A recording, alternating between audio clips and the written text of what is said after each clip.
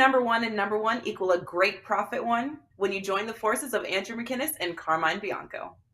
Andrew dominated this past NHL season, finishing 144% in profit. In simple terms, if you would have bet $100 per percent of play, you won $14,360 betting hockey this season. By also playing $100 per percentage on Carmine soccer plays, you won an additional $11,936. And don't forget the World Cup is back this year, giving this package even more value. A full year of soccer sells for $9.99, while NHL through the Stanley Cup is regularly priced at $6.99. This package regularly retails for $16.98.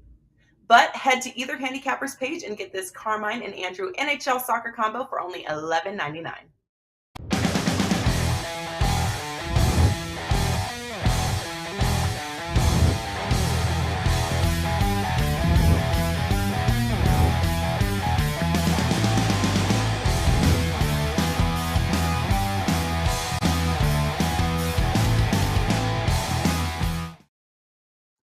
Welcome to WagerTalk TV. I am Carmine Bianco, and this is Stoppage Time.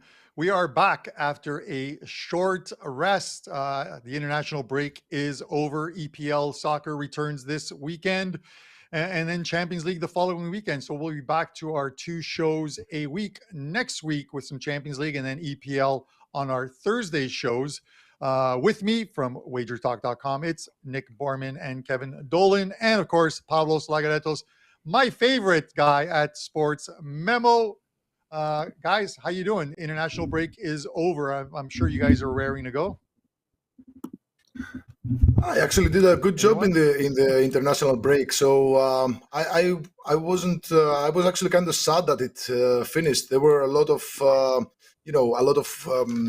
opportunities to be had. I made the best of it. Made I think over 27 units of profit in those last 4 days. So I'm more than happy, but I'm also excited to see the EPL, Bundesliga, MLS back on track, because these are money makers. Yeah, they certainly are, Pavlos. And as I was telling you before we went to air, my youngest brother is in Santorini right now. And I was texting with him prior to Greece's game. And I said to him, he was on a patio, and I'm like, the Greece game is starting in about 30 minutes. He says to me, every single TV on the streets were tuned in already to the game. It's amazing that, but it's expected. It's the way it is in Europe.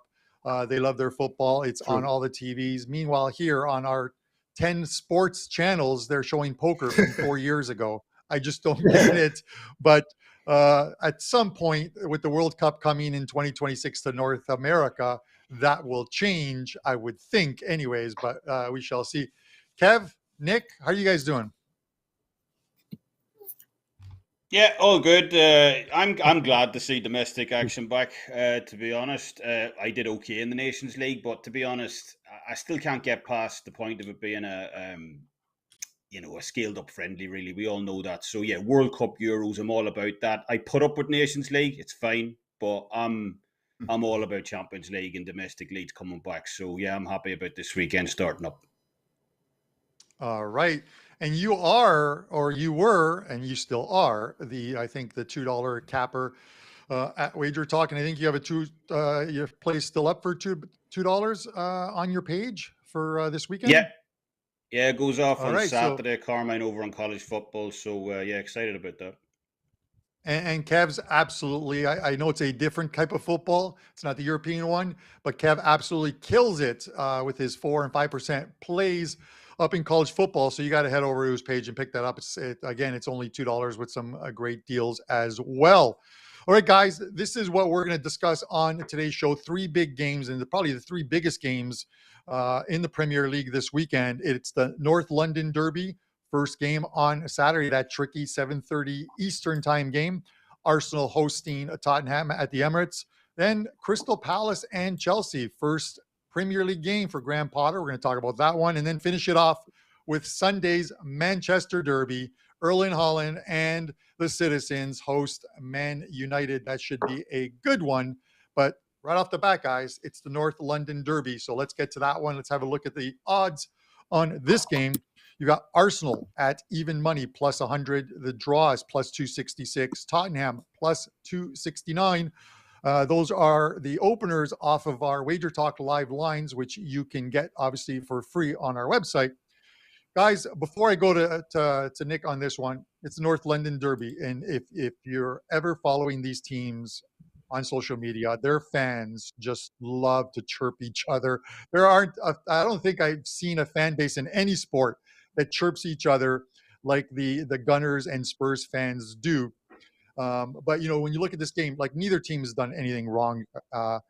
Arsenal 6-1-0, their only loss to Man United. And then you have Tottenham, haven't lost a game yet, 5-0-2.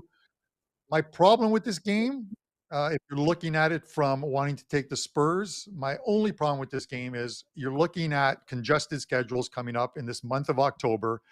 And you look at Tottenham, other than this game here, they've got a Tuesday Champions League game, and it's a big one. Only match day 3, but they're traveling to Germany to face Frankfurt. And they got to get a result there. They're sitting third in the group, tied with Frankfurt, and 3 points back of Sporting. And the other problem is your best player, Harry Kane, plays a meaningless game, the final game against Germany. Southgate played him both games, 90 minutes, 180 minutes this guy played. And now Conte's got to deal with that, him coming back, short week of practice, being in the lineup, and then having a Tuesday game, and then another short week. I don't think he plays the full 90 minutes. He's going to get some rest at some point, whether he comes in the second half or he comes off in the second half. Conte's thinking about Champions League as much as he's thinking about Premier League. You look at Arsenal and Gabriel Jesus, their best striker. What does he do? Didn't play a single minute. Didn't even get called up for the Brazilian team in 2 friendlies. The rested team here is Arsenal. The better team here could be Tottenham. But when you look at who might actually be on that field for this game, I'm going to take Arsenal plus 100 here as my play. Nick, our first disagreement? Yeah, but I mean, I'm not. This is a tough game. Anytime you're coming back from the international break, it's always it's tough. I mean, the players are out of their usual routine, right? And obviously the team is out of their routine because half their teammates are away. So I do like this game for Spurs. I think they have a good chance to win this just as much as Arsenal does, and getting a head start on them at plus half a goal, I think, is a very good way to attack this game. I just don't see a lot different between the teams. Again, if you can put the international break aside and let's just assume this was playing as is going into it and looking at numbers. I mean, Arsenal, they're slightly better this year in expected goal differential, plus 1.18 compared to plus 0.76. But Tottenham are averaging the most shots on goal per game at 7, so they're generating a lot of offense. Defensively, if you look at pure volume, it actually looks a little bit alarming for Spurs, allowing 15 shots per game compared to just 7.4 for Arsenal, so half. However, the Spurs are allowing just 0.069 expected goals per shot. And that number may not mean anything, but simply put, that is the lowest in the league. And they're allowing shots, but none of them are good quality ones. So it's kind of like, people are trying to throw something at them from outside the box, and it's unlikely to go in anyway. So it's also worth noting Arsenal lead the league this year in expected goals off of set pieces, while Tottenham is number 1 defensively in that category. So, a lot of Arsenal's play has been coming from that set piece, and a lot of their goals and good chances have been. Tottenham's been very good at shutting teams down from that. So, I'm assuming that's going to be a focus for Spurs this week. And, if they can stop Arsenal or at least slow them down on the set pieces, that's really the only stat that they're showing, any sort of offensive difference between the teams. And if they can stop that, there's not a lot of here on the field. So I just feel like there's more chances that this game, ends either draw or in Tottenham's favor than just Arsenal's favor. So it's a little bit tricky coming off international break. Carmine, you mentioned right there at the end of your breakdown about, who's going to play, how much are they going to play. So that is the challenge on any of these games this weekend in any league you're looking at. So it's going to take a little extra research, and you might have to wait a little bit closer to game day to get those answers. But as it stands now, I think there's value on just grabbing the underdog Spurs here. All right, Nick Borrman of WagerTalk.com. Pavlos, I'm going to go to you next on this one. Arsenal's been flawless thus far at home. 3 wins in Premier League play, 8-4 goal differential. And you got to go back to, at least in Premier League play, you have to go back to 2010, the last time Tottenham came to the Emirates and got a result. They did beat them back in 18, but that was in the EFL. So in Premier League play, you got to go back to 2010. There's a few draws in there, but where are you going here?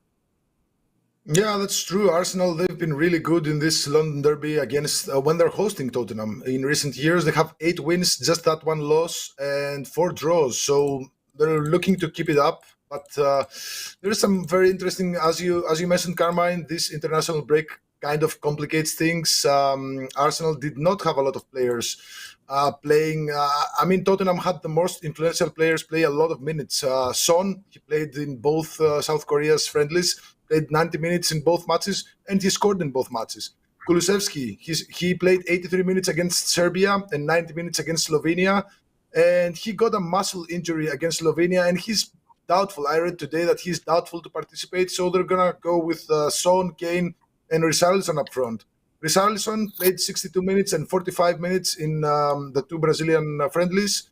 He scored 3 goals and an assist. He really wants that starting nod at Tottenham. And Harry Kane, as you said, played 90 minutes in both matches for England. The second one against Germany was a meaningless one, but tiredness might be an issue here. It might be a serious issue here, but I do see both teams getting on the score sheet. Arsenal, they're 4-1 to the both teams to score in last 5. They're 3-0 to the both teams to score in 3 home matches so far. Tottenham, they're 2-1 to the both teams to score on the road. They've kept just 1 clean sheet in 4 away matches in all competitions. Both teams to score is 6-2 in the last 8 matches between the 2 sides, regardless of venue, and both teams to score is 7-2 in the last 9 matches in this venue. So I'm just taking both teams to score at -163. Don't care who wins. Don't care who wins. I love it. Pavlos, that is your tagline. That's Pavlos Laguretos of Sports Memo. Kev, I'm going to go to you for the final word here. And listen, I know I'm harping on the same thing, Kev, but like Southgate, what is he doing? They're relegated. It's essentially a friendly against Germany. They're relegated out of the Nations League Group A. What's he doing playing 90 minutes? It's one of those ones where I just can't figure Southgate out, and he's on borrowed time in the come the World Cup. If they don't do well or make a run, I think that is it for him as manager of the 3 Lions. But give me your thoughts on this one. As an Irishman, Carm, I hope that he stays in the job. I'm liking the way England are going right now, but look, here we go again. Arsenal in big games. It's very difficult for me to back them. But I agree with what you said at the start. Plenty to like here if you're an Arsenal backer in this one. We talked about that Tottenham haven't beat them since 2010. They've got the Champions League game coming up. And as well, look, you have to look at that Champions League group. That's probably the biggest cupcake group that you could have got. I mean, like if Tottenham could have chose a group in Champions League, they would have chose the one they're in right now, and they're still messed it up. So they're going to need to focus there. Arsenal do have a lot of injuries heading into this one themselves, though. So it's definitely not a slam dunk. But, the only difference I'd make this line, I just think it's a little bit high. So I have to lean towards Tottenham. I think Arsenal are deserved favourites here. But, possibly I would make it closer to a quarter goal than a full half goal here. So I'd have to be pushed pretty hard to take this one, even though I lean Tottenham. But look, Tottenham were unbeaten in the league away from home since March. Chelsea couldn't beat them. Liverpool couldn't beat them. We go back to February and Manchester City couldn't beat them either. So they are a tough nut to crack, especially under Conte since he took charge. They ranked top 5 this season in overall defensive XGA, as Nick mentioned. So, as I said, if pushed, I would take Tottenham here. But in all honesty, this game scares me. Books opened up Arsenal as even stronger favourites than they are now. They obviously have more faith in this Arsenal team than I do. But even so, if there was one pass for me, it would be this game. It's not even a pizza money bet, more like a side of coleslaw if I had to put money on this game. But yeah, if you're making me pick a bet here, I would agree with Nick. I'd take Tottenham plus a half goal. A side of coleslaw. I don't even know if there's an emoji for that on Twitter, but if there is, I'm going to put a side of coleslaw on this game as well too. It's kind of like Pablo says, I don't care who wins, but I want to see a good game.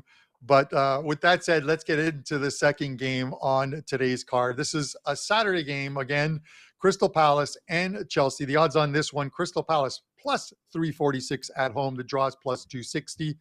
And Chelsea, a slight favorite at minus 119.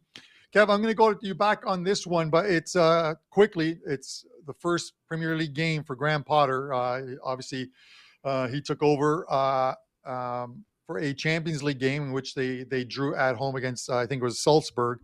He needs to right this ship quickly for them. You know, they sit 7th in the league. They sit last in their group in Champions League, and their schedule. I keep talking about the October schedules, and it is going to be hectic as they squeeze in as many games as possible, especially with Champions League teams who are playing in Champions League, because there is a shutdown the second week of November for the World Cup this year. So who does Chelsea play after this game here? They've got 2 games against Italian champions AC Milan in Champions League, sandwiched in between those 2 games against a game against usually a defensively tough Wolverhampton side. It's a tough one. Listen, I like Chelsea anyways. If there's one thing they like to do, it is beat up on Crystal Palace. 9 straight Premier League wins against Crystal Palace. 10 if you include last year's 2-0 semi-final win in the FA Cup. So it's 10 straight over Crystal Palace. I'm going to look for them to win at a very short price here. So those are my thoughts, Kev. Are you looking at it the same way or a little differently? No, I'm looking at it the same way, Carmine. Yeah, if there's probably one aspect that Graham Potter has awoken to, it's the fact that the rope's a lot shorter when you reach this level of competition. You get a bit of leeway with teams like Brighton. You get none with Chelsea. So all eyes are on every mistake. So probably not the best debut against Salzburg. But, saying that, look, you look at the data. Chelsea should have won that game. 16 goal attempts to 4, 1.54 XG. To just 0.38. So they were a little unfortunate not to walk away with the win in that one. Especially those chances near the end as well with Ziyech and Broha as well. So I don't think that draws a huge concern. It certainly, probably didn't tell us anything about Chelsea moving forward. He just didn't have time. So this is a much different animal. He's got 2 full weeks to prepare for this one. So I expect this to be the game kind of where we see Potter's blueprint for this team moving forward. And the reason I agree with you, look, as good as Crystal Palace have been playing this season, and I'm a big fan of them. I've already backed them a couple of times this season. Even with the fact of, Chelsea sitting bottom of the Champions League group as well, they badly need a win against AC Milan on Wednesday. The fact that they won't have to leave London, and this is the main reason I like Chelsea this weekend, is because for all the matches that they play, they stay in the capital. They're in the capital for the next 2 weeks plus. And that's a massive benefit, minimal travel time involved. And unlike a lot of teams, that have to choose to prioritize certain competitions over other ones, for whatever reason, Chelsea don't have that luxury here. They, as you said, they're 7th in the league right now in the EPL. So Champions League aside, they have to kind of win this game. They can't afford to slip away any further. As you mentioned as well, they do have a tricky October coming up. Not just in Champions League, in the league, you mentioned Wolves. They've got Manchester United as well. They've got Potter's former side, Brighton. So you just can't take any of those results for granted. And because of that, Potter needs results now. He can't afford to wait around. No, we gotta wait for the Champions League. So while all of that's a major concern, Chelsea have depth. They have the ability to juggle multiple competitions. So I see them winning this game as well. It is a tricky game. Look, Crystal Palace are nobody's fools by any stretch, especially at home. But I just believe that with no travel, realistically, 2 full weeks to prepare for this one as well. Plus the fact you mentioned Chelsea's great head-to-head record. Chelsea won 4 of the last 5 head-to-heads to 0 against Crystal Palace as well. That's the way I like in this one. Chelsea to win to nil plus 190 on Saturday. Looks like decent value to me against the Crystal Palace side that ranks 4th from bottom on overall offensive XG. For as well as they've been playing, they haven't created a ton of chances. So, Chelsea to win to nil for me this weekend, plus 190. I like that price. I like that price as well too, Kev. That's a great bet and a good thought process on the fact that Chelsea will be at home and not a lot of travel over the next, couple of weeks. Pavlos, I'm going to go to you to this, and we talked about Potter, former Brighton manager who were direct rivals of Crystal Palace, and he's never won there. 4 draws and 2 losses in his 6 travels with Brighton. He's got a better team this time around. Does he get a win? Well, I'm not sure if you take his results with Brighton into consideration, who are, of course, a much smaller group and a much smaller team, much worse roster, than Chelsea. They had 5 unders in the last 6 matches against Crystal Palace. Again, that was when he was coaching Brighton. And now with Chelsea, I think we're going to see a similar situation where they play mad defense. And he now has the pieces to play good defense. Thomas Tuchel couldn't really get the best out of Cucurella and Koulibaly and all the other. They have a great offense, a great defense on paper, but Thomas Tuchel couldn't really get the best out of that defense, and that's why he was sacked. I think it was not only the slight offensive problems, but it was most likely because of the defense. And I think Potter has the mentality to change that. So I do see a low-scoring match here.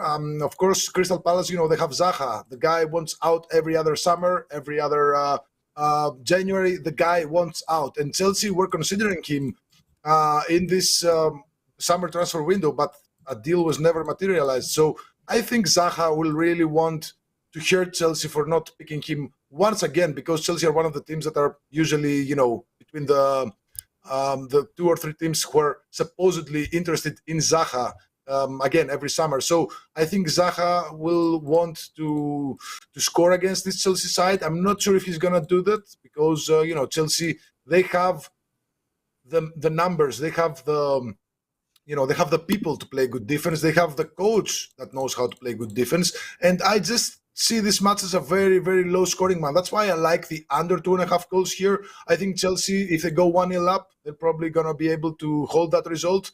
A 1-1 draw, I can't really take that out of the question. But yeah, this looks more like a 1-0, 2-0 win, for Chelsea to me. But I like the under 2.5 goals here. I think this is going to be a very slow paced match.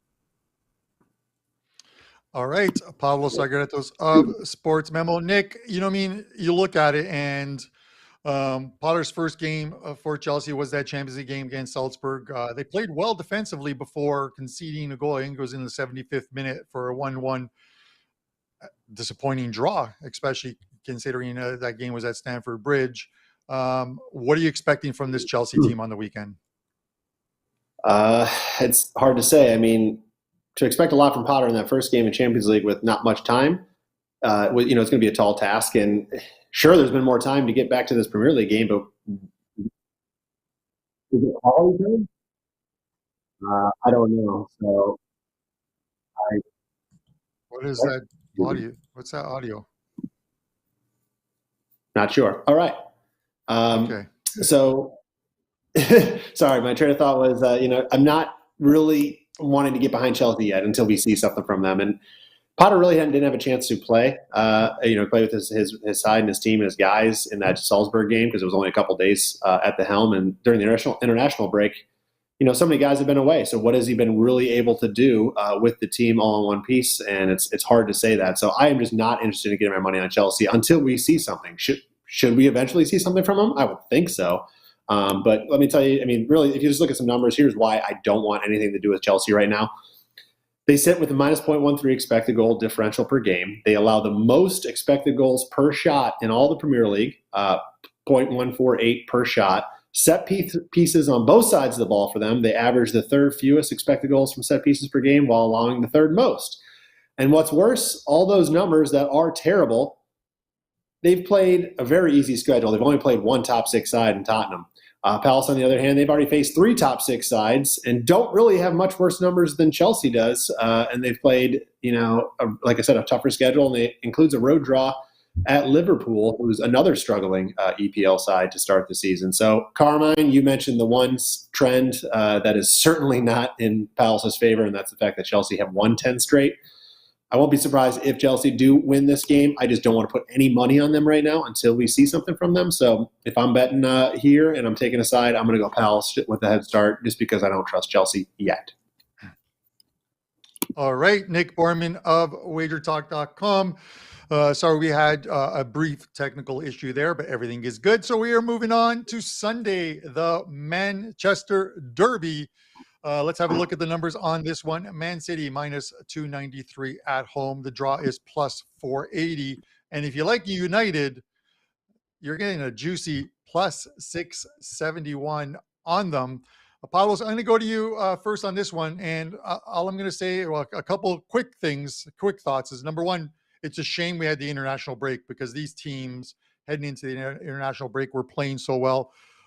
City has not lost a game, going 5-0-2. And then you have United, 4 straight wins since opening up with a couple of losses. 2 of those wins against Arsenal, dealing Arsenal their only loss on the season, and then beating Liverpool as well, too. That started that streak of 4. I'm going to keep this short. This City team is playing extremely well at home. They're playing extremely well overall.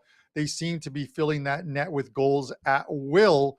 And in both wins last year against United, they had the lead at halftime. So I'm bringing back my trusty old halftime, full-time prop bet. Man City, halftime, full-time, minus 105. That's where I'm going, Pavlos. Tell us what you got.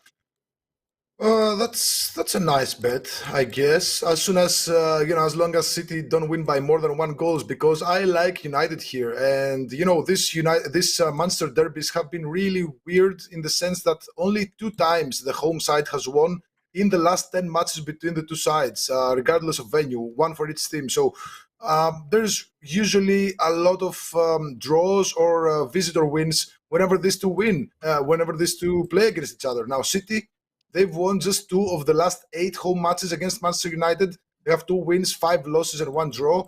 And I know we bashed a lot on this United side at the start of the season, but they were a dumpster fire. They were truly a dumpster fire. There were a lot of moving pieces, injured players, but now they've looked really, really well in their last 5 or 6 matches. They only lost to Real Sociedad in the Europa League.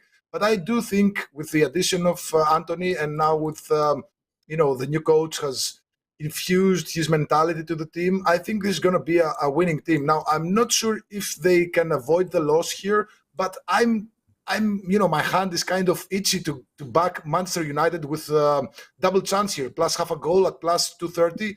But I'm gonna take it slowly. I'm gonna pick United with plus 1.5 goal. That's right where the spread is. Again, City can drop like 3 or 4 on any given night, but this Manchester United side has really set up their defense. As long as Maguire stays on the freaking bench, because that guy was horrible against England. I mean, I could make thoughts about him being involved in fixed matches or whatever. This can't be a serious professional player. So as long as Maguire stays on the bench, I think United have what it takes to keep Manchester City at bay and avoid a full-blown loss here. So I like Manchester United plus 1.5 goal, but I wouldn't be surprised if they escape with some points here. All right, Pavlos, Laguretos of Sports Memo. Nick, I'm going to go to you next on this one. You look at, one of the things with United, and Pavlos mentioned it, is you got Maguire on the bench, and all of a sudden this team is playing much better defensively. They've got some clean sheets on there as well, too. It's something that in those first couple of games they definitely did not have. Give me your thoughts on this one. Do we see goals, or do we see some more United strong defensive play? Maguire and Ronaldo on the bench, right? So I agree with Pavlos in the fact that I think United can contain City here. And listen, I kind of consider myself an Etihad Stadium expert now that I've visited and attended a game. So I know where the beer is. I know where the pizza is. Well, that clearly makes this game an under. I mean, I just know that's what's going to happen. I just know the stadium and how this game's going to play out. So it makes a lot of sense to me. Jokes aside, listen, the trend in this game, in this series, as Pavlos did allude to, is United's one of those few teams that has had City's number, and it's been low scoring. I mean, you look at the last 10 matches, only 2 of them have finished over this total. We're looking at 3.25 goals is the total right now. Going back even further, only 14 of the last 18 have finished under this total. City, they lead all the big 5 European leagues, as they kind of do every year, and allowing just 0.57 expected goals. Granted, their schedule, this time of year we always talk about scheduling and seeing who's played who. Theirs might be the easiest so far in the Premier League. This is the first top 6 side they have faced, so we'll see how they come out here.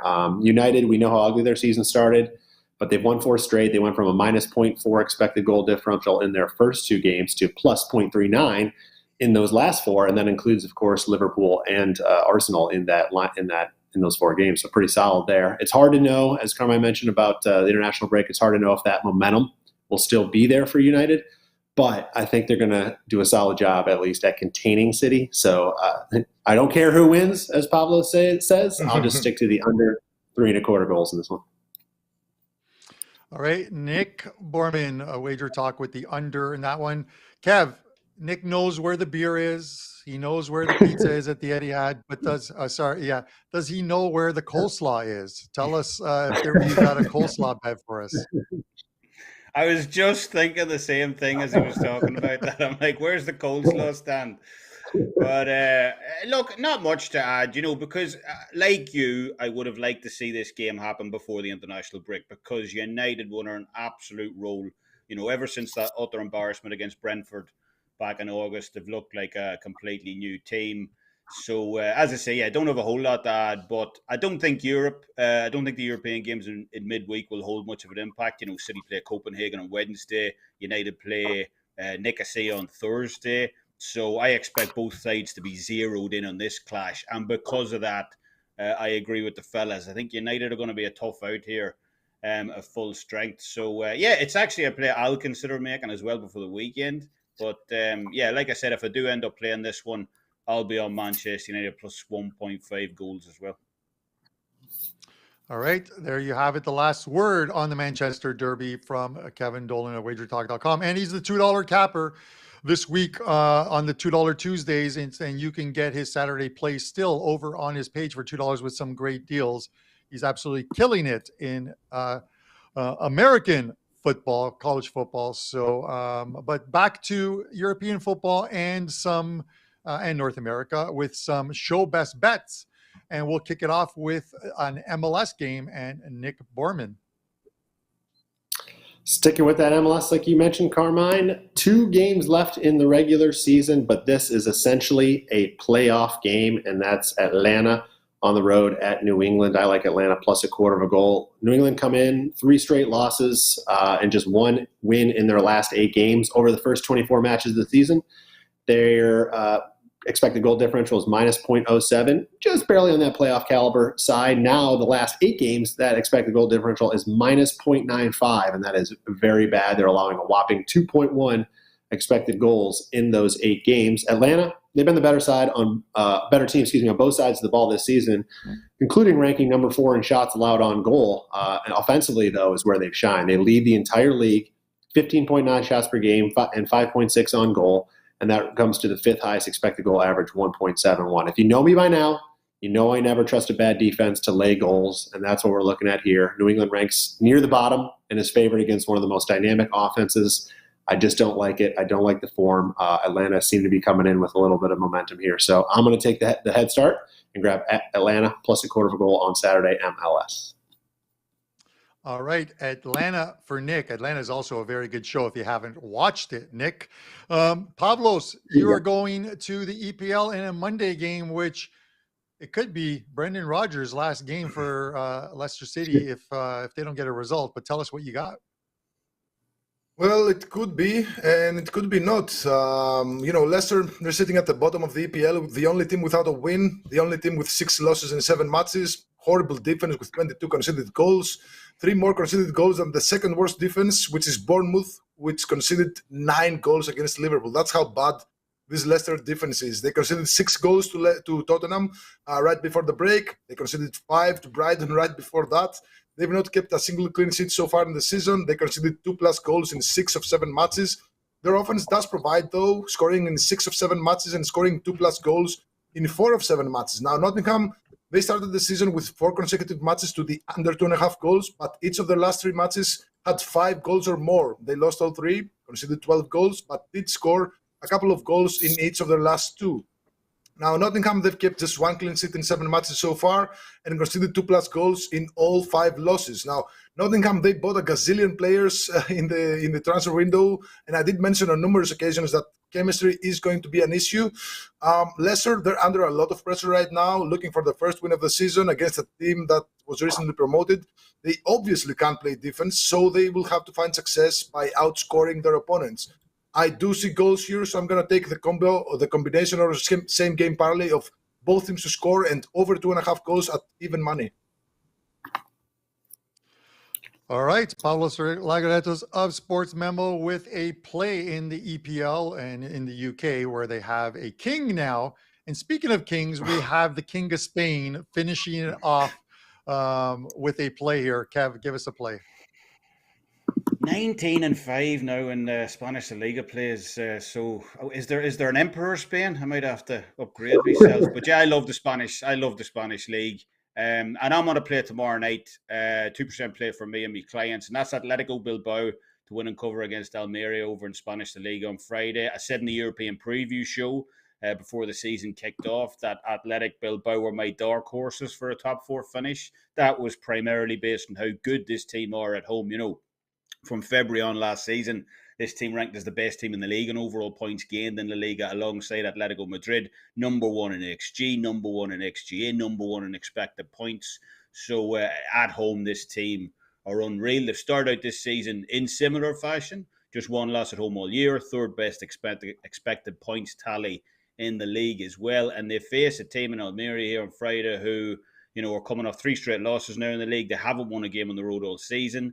You know, and their schedule has been really light. You know, they face relegation candidates, Real Valladolid, Elche, and so on. So this is going to be a big step up for them here on Friday, going into Bilbao. So I see Bilbao winning this one by margin. So yeah, give me Athletic Bilbao minus 1.25 for me on Friday at home against Almeria. Best bet. All right. All hail the king, Kevin Dolan, the Irishman. I am going to finish it off, and it's a game we touched on right at the top of the show. I am going to take Arsenal plus 106. This team is top of the league right now, playing really well. Just that one hiccup, really, at Old Trafford against United, where they lost 3-1. But it's always tough with Arsenal because you're expecting them to fall apart at some point. But Arteta's got them playing some really good football at the moment. And I just don't know what the mindset of Conte is going into this game, given the fact that they have a very big game on Tuesday in Germany that they have to travel to. And Kane just played 180 minutes for the national team, which I don't understand at all. So I think he gets a little bit of rest. I'm going to take Arsenal here. I'm getting plus money, plus 106, and that's the way we are going to go. Guys, thanks for tuning in. We covered 3 games, of course: Arsenal, Tottenham, Crystal Palace, Chelsea, Man City, and Man United in the Manchester Derby. We're going to be back on Tuesday with some Champions League soccer, 10 a.m. again.